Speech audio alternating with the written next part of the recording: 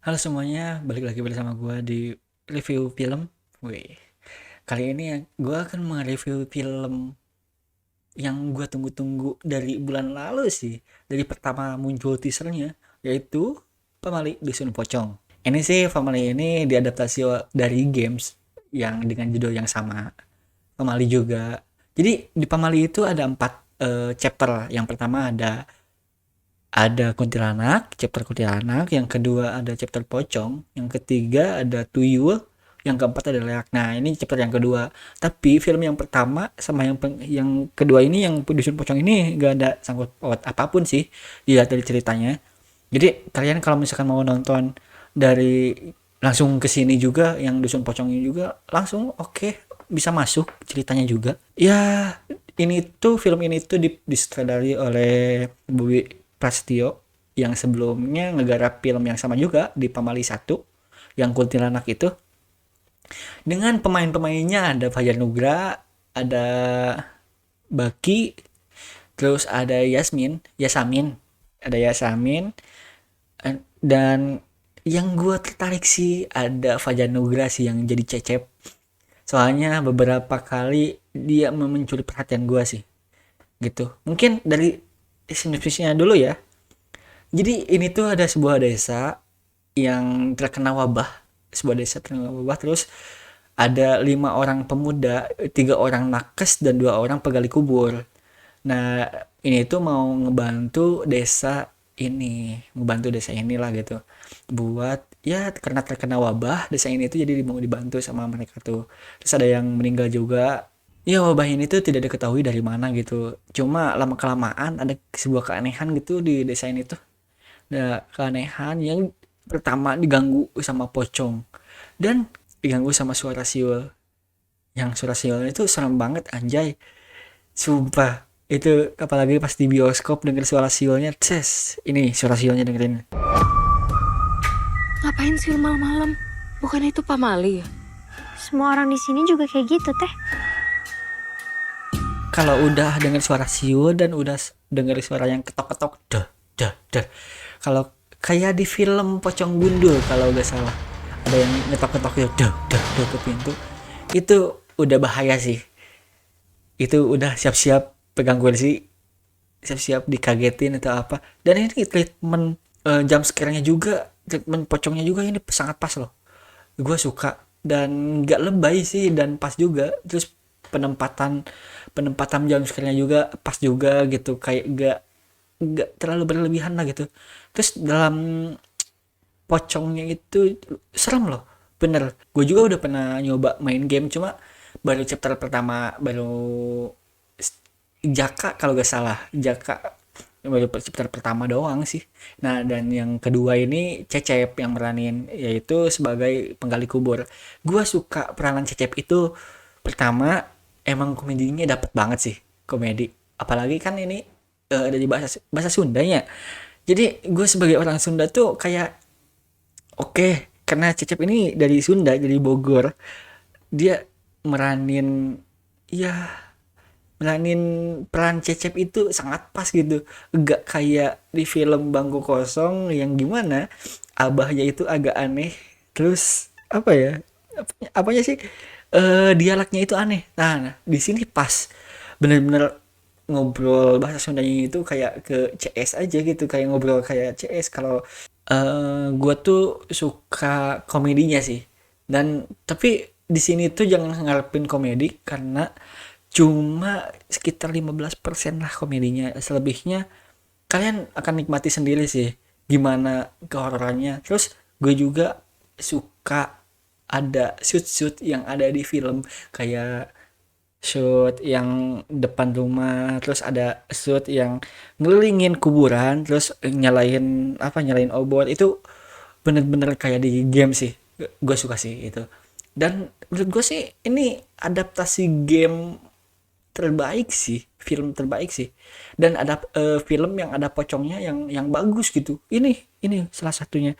Ceritanya juga mulus, nggak dilebih-lebihkan, dan emang ini dari game tapi tetap make sense lah gitu. Terus mungkin dari segi apanya ya, mungkin dari segi pendekatan antara, karena mungkin kalau penggali kubur sama si nakesnya itu baru ketemu lah.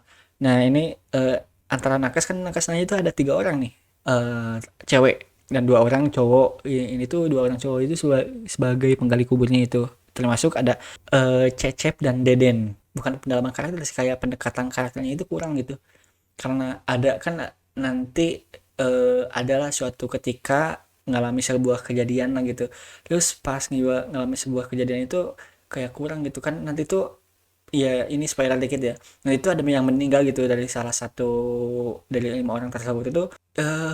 Emang sih bagus gitu, kayak kurang sedih gitu sebagai penonton, itu kayak kurang sedih gitu, paling itu aja, tapi selebihnya overall ini oke sih.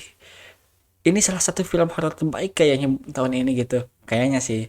Tapi kan belum tahu nih, ada film-film horor berikutnya tuh, ya kita lihat aja.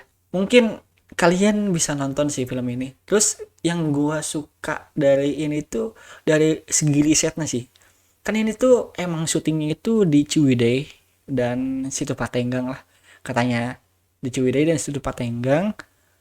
Terus dan itu shootnya itu benar-benar bagus sih, DOP-nya itu keren sih. Terus nge-shoot dari Situ Patenggangnya itu keren gitu, pas adegan di perahu itu mantep tuh. Terus ada adegan di apa ya, di dusun-dusunnya itu. Terus itu juga kayak kita tuh kan apa ya, masuk ke kampung itu tuh kayak aneh lah gitu, sepi, terus ya terganggu lah, mengganggu gitu.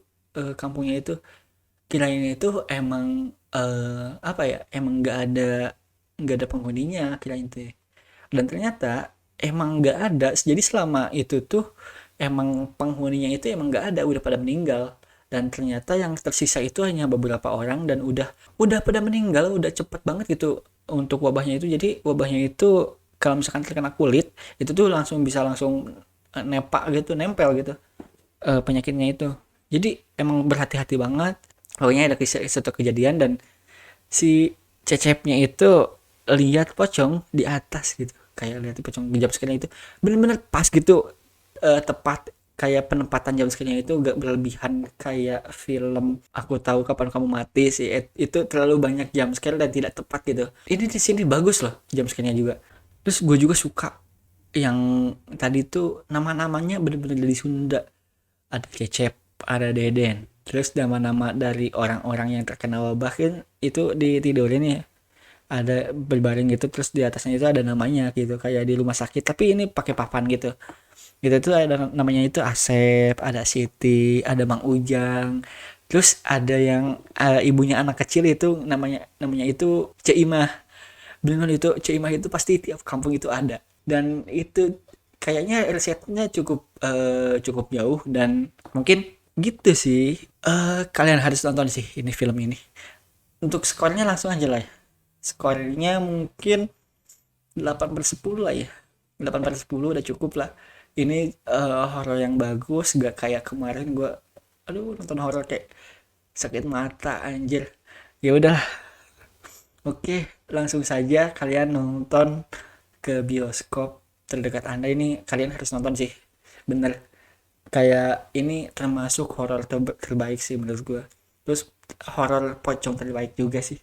Ini serius, kalian Pengabdi Setan 2 bagus. Ini lebih bagus sih. Gue bisa jamin ini lebih bagus gitu. Gue juga puas sih untuk nontonnya itu. Ya durasinya 100 menit, dan menurut gue itu pas, gak lebih gitu. Dan emang ada kejanggalan-kejanggalan dikit lah gitu. Kayak kan di akhir itu ada yang kabur lah gitu, pengen kabur dari kampung itu, dari 5 orang itu tuh pengen kabur. Cuma iya, kaburnya itu gak diceritain lagi gitu dia tuh kemana sampai ending, dan ternyata ada credit scene. Menurut gua itu tambahan yang benar-benar bisa ngejawab pikiran gua gitu, ini satu orang lagi kemana nih, pulang nggak atau meninggal atau gimana. Ternyata di credit scene ada. Ini film yang bagus, dan actionnya dan apa ya, cukup mendebarkan lah gitu buat penontonnya, dan gue juga menikmati nontonnya. Salah satu film horor terbaik sih emang. Ya begitu saja mungkin review dari gua. Jangan lupa like, comment, and subscribe. Kalau kalian, menurut kalian sih gimana ini filmnya? Bisa tulis di kolom komentar bagaimana pendapatnya. Bagi yang sudah nonton, bagi yang belum nonton, ya kalian bisa nonton dulu. Ya udah. Terima kasih yang sudah nonton. Bye.